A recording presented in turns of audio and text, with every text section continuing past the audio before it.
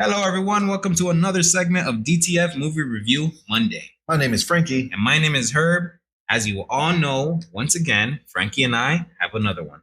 We're going to be talking about the recently released Netflix film, They Cloned Tyrone, starring Jamie Foxx, John Boyega, and Tiana Paris.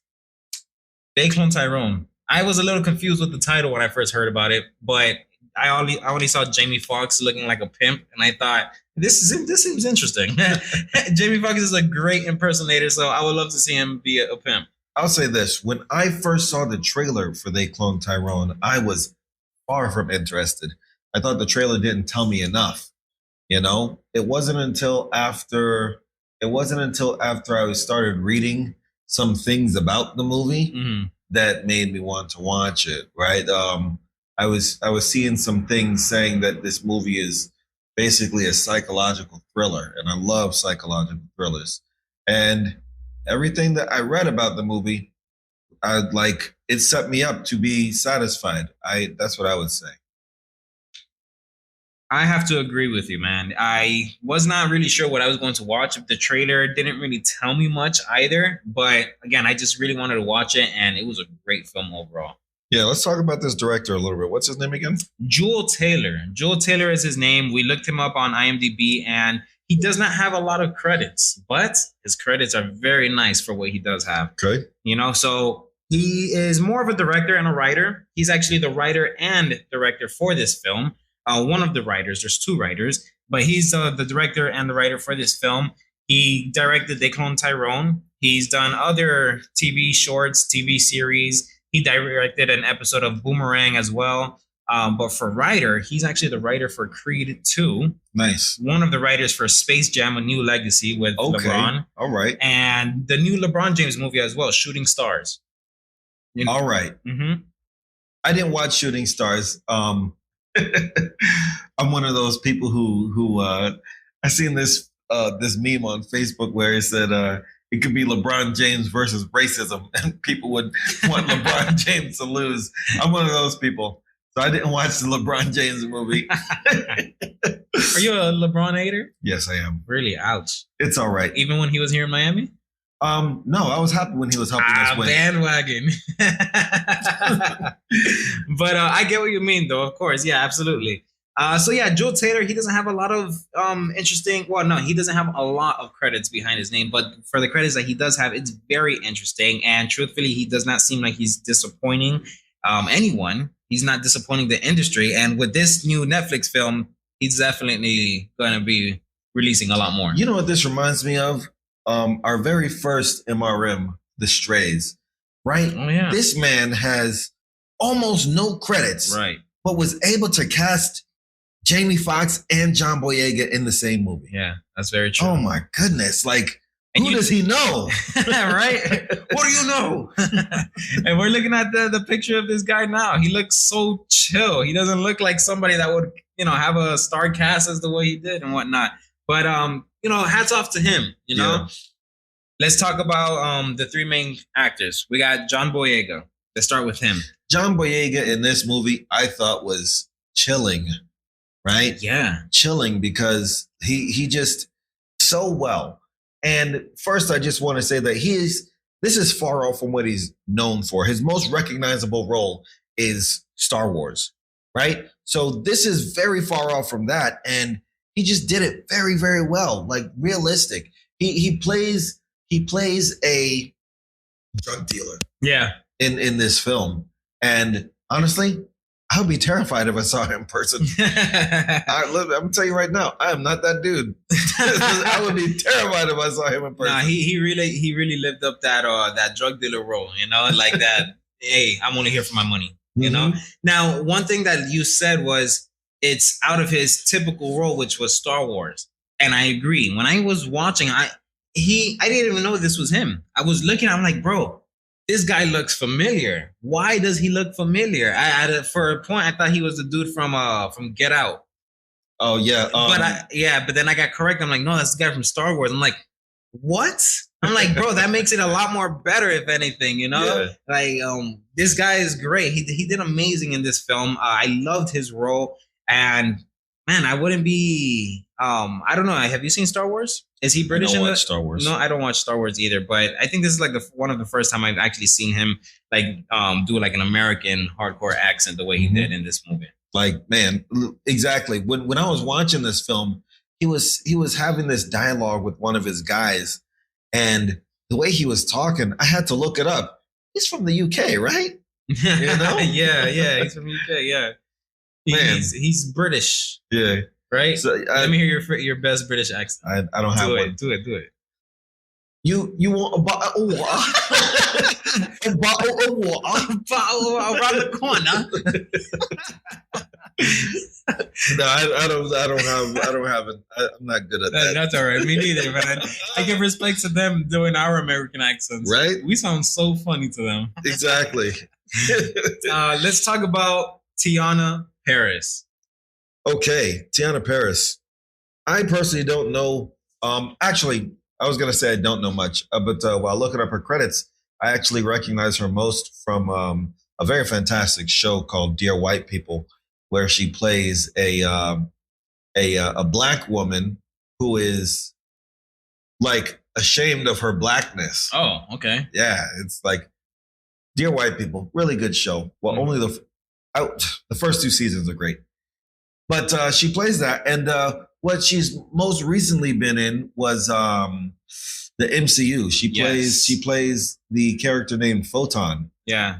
In the MCU, she's coming out with the movie The Marvels. Ooh, which apparently a lot of people are not too excited about. I don't think they are either. No, yeah, I saw something with Brie Larson just not being excited about it. I heard somebody asking her, it was an interview, and they said, "Oh, are you excited to play Miss Marvel again, Captain Marvel again?" And then she goes, "I don't know. I mean, does anybody want me to again?" And all that. So it's like, ouch. Exactly. And you know what it is with Brie Larson, or this is what I've read. I've read that Brie Larson was rather upset that she doesn't get a Captain Marvel 2. She has to share the title. Okay. So, anyways, back to Teyonah. Yeah. So yeah, she's gonna be in the Marvels. I think I first saw her in WandaVision, right? Yes. She was she in she was in WandaVision. That's when I first saw her there. That's why I was watching this film and I'm like, bro, she looks so beautiful, but she also looks familiar. Where is she from? And you were actually the one that told me. So yeah. So man, we're gonna see. She's gonna have one hell of a year then. Yeah, she's got a good year. She a show, a couple of movies. Hats off to her, man. Now let's talk about this interesting one, Jamie Foxx. More than interesting. This man is a quadruple threat in the industry. Yes. You know, comedian, actor, singer, songwriter, producer. You know, this guy just does almost everything. He could literally do it all. Absolutely. Jamie Foxx is very, very respected in both the industry and in the hood, if I may say. You know, everybody loves him.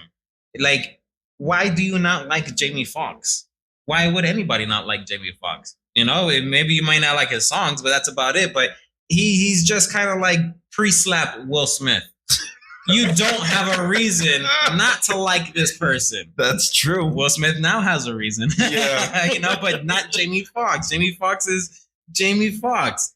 Now, one thing that has been circulating online a lot is this whole controversy of this conspiracy of that the Jamie Foxx that is out there now living out today is not the Jamie Foxx we knew a couple months ago. Yeah. You heard about something like that, right? I told you. I heard about it. You've also, taken me a little deeper down the rabbit hole you jumped down to. But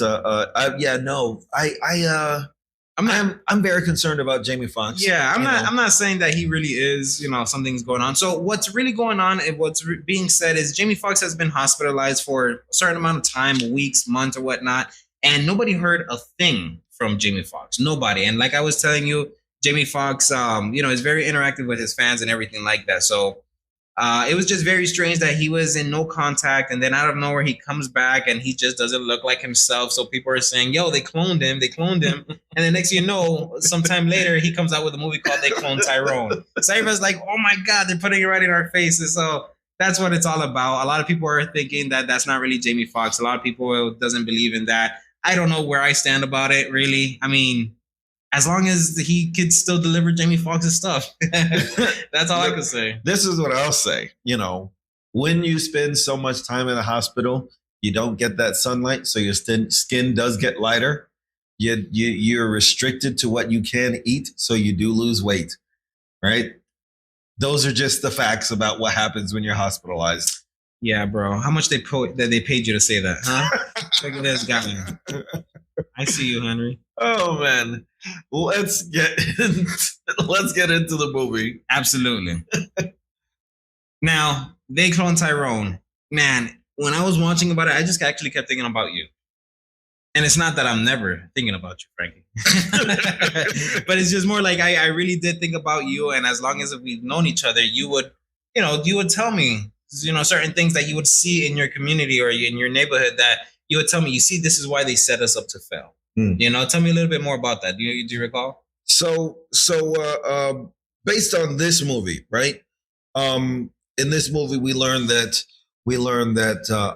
there are things in the community that the powers that be arrange for these things to be that way. Like, it's a very, very broken community, right? And the powers that be can change that, but they, who cloned Tyrone, they make sure it stays broken, so the rest of the world can operate how the rest of the world operates.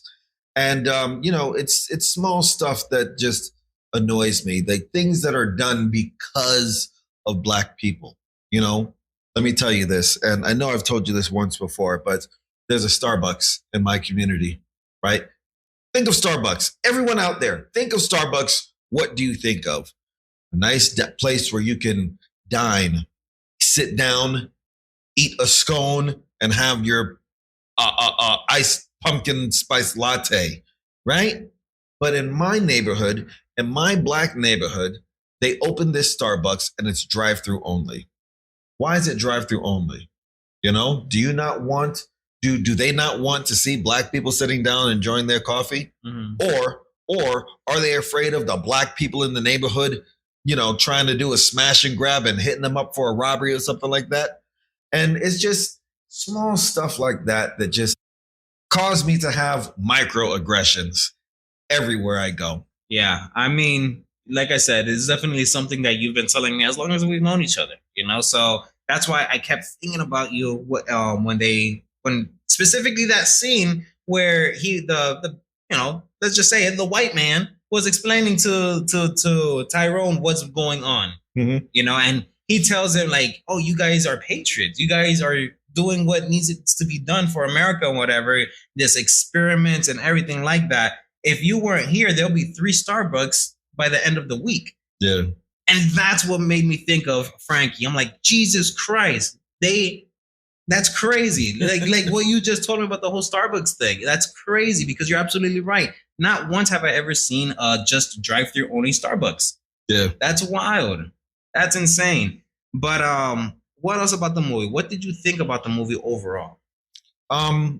This movie was a psychological thriller, and I love psychological thrillers. It very much reminds me of Sorry to Bother You with Keith Stanfield. Yeah. Right? Very, very powerful message to me, anyways, behind that movie about corporate greed. Right? Same thing here. Not corporate greed, but a very powerful message behind this movie about falling into and embracing negative stereotypes. You like, if you willingly do that, will you really get out of your situation? Will you really ever evolve, become better? If you willingly fall into these stereotypes. Yeah. Right? I recently saw a quote from Zora Neale Hurston.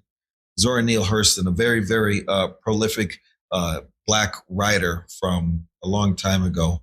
And she said, if you are quiet about your pain, they'll kill you and say that you enjoyed it. Wow, that's deep. So that's what the movie is about to me, just letting people know, like, 2 things can be true. right? Two things can be true. There are systems and things and people out there meant to keep Black people down, right? But also, there's a lot of public information out there.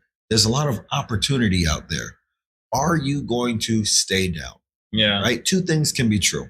Mm-hmm. That's what I took away from this film. How about you, Herb? Honestly, I liked it overall. The storytelling was fantastic. I really like conspiracies, stuff like that. And especially when they get a great cast like this to deliver a conspiracy that, I'm pretty sure you've heard of before, where they clone people or like, celebrities or whatnot. But they really brought it to another level by bringing it down a level in society, by not it just being celebrities or high class elite people, but just your normal everyday people, where we think we're not doing much, living day by day, but we're actually doing a lot by what the government is experimenting on us to do. You get me? Or setting us up to live in a way. So this was a really great movie. I really enjoyed it. The message, truthfully, was exactly what it was, man. A conspiracy all around. It even ended as a conspiracy. If you watch it, you'll see that there wasn't really an ending to the story. It was just something happened, and that's how the movie ends. It just, it gets you thinking. And I love that too. And it keeps you thinking as well. I didn't even think about that. You just said it. There was no end to that movie. An event took place and we basically watched it. But there's no conclusion to that story. I didn't even think of that, man. Because that's exactly what life is. It's just a series of events. Oh, man. It's not over until we're gone. Oh, where are you getting at? Go ahead.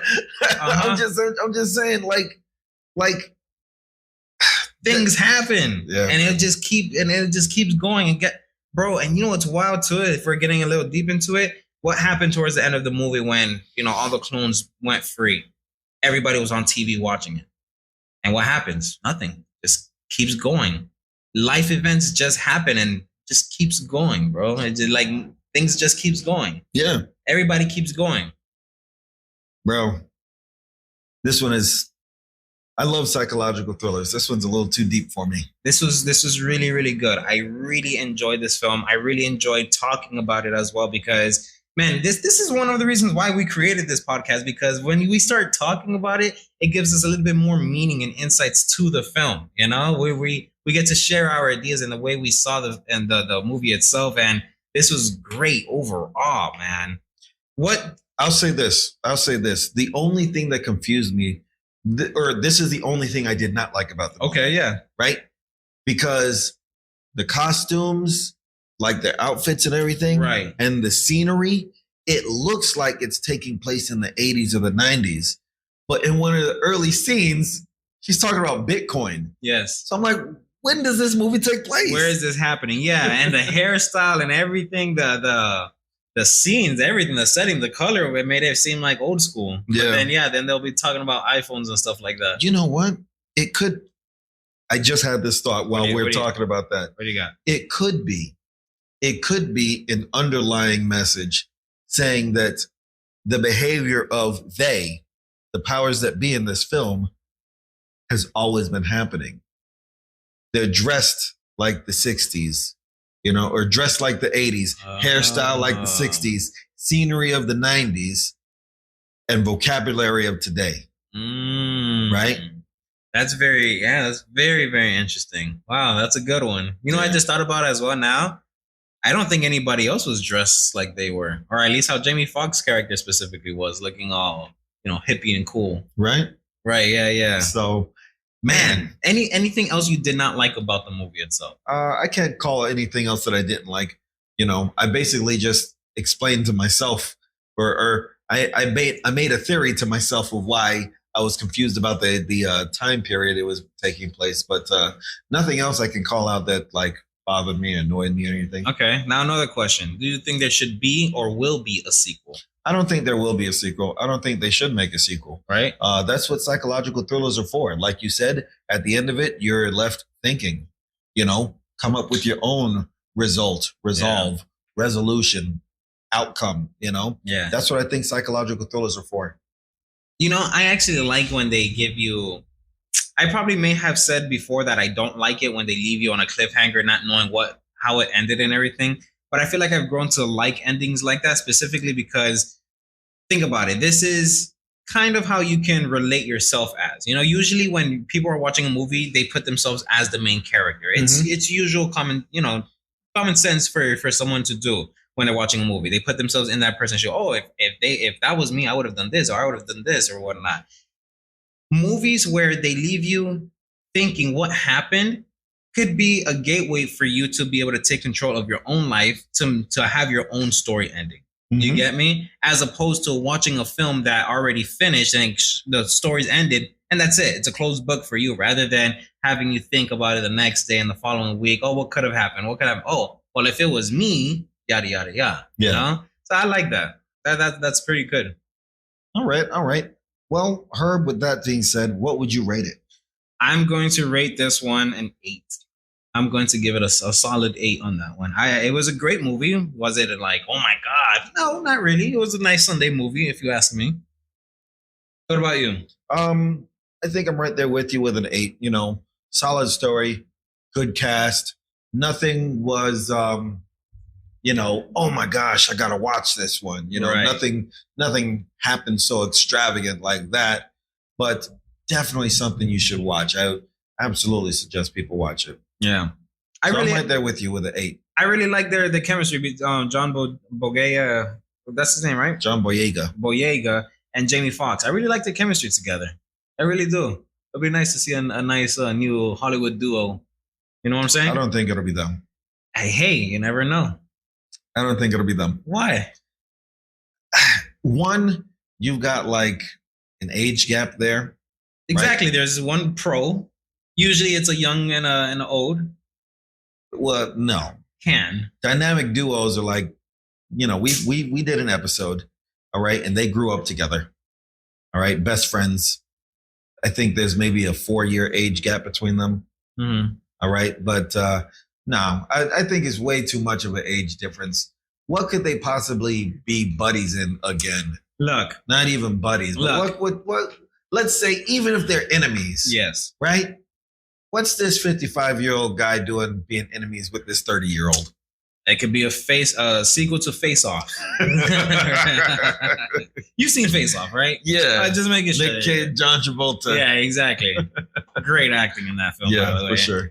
But okay, so Frankie and Herb says a solid 8 for They Cloned Tyrone. Only on Netflix. Exactly. Anything else, man? I don't have much else to say. I'm really looking forward to this season. We are officially starting season 2. Yes, we are. We're officially starting season 2. It's very exciting to know where we have gotten from for our very first episode. Don't go back to it, by the way. It's okay. It's not that impressive.